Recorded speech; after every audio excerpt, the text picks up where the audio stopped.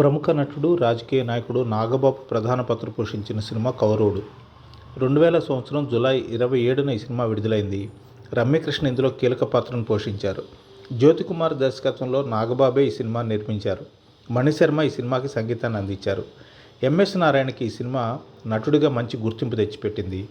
ఈ సినిమాలో సిరివెన్నెల సీతారామ శాస్త్రి రాసిన అంతా నా ఇష్టం సాంగ్ ఇప్పటికీ ఎక్కడో చోట సందర్భానుసారంగా సోషల్ మీడియాలో మనకి వినిపిస్తూనే ఉంటుంది. ఈ సినిమాకి సంబంధించిన ఆసక్తికరమైన అంశం ఏంటంటే 1986లో భారతీరాజా తమిళంలో తీసిన కడలోర కవితైగళ్ అనే సినిమాని బేస్ చేసుకుని 1998లో ఎస్ మహేందర్ కౌరవ అనేటువంటి ఒక కన్నడ సినిమాని తీశారు. తమిళ సినిమాలో సత్యరాజు, రేఖ కీలక పాత్రలు పోషిస్తే కన్నడ రీమేక్లో బీసీ పాటిల్, ప్రేమ హీరోయిన్గా నటించారు. ఆ సినిమా అక్కడ బాగానే ఆడింది. వేరే తెలుగులో ఆ సినిమాని నాగబాబు, రమ్యకృష్ణ జంటగా తీసినప్పుడు ఇక్కడ మాత్రం కమర్షియల్గా ఈ సినిమా ఆడలేదు.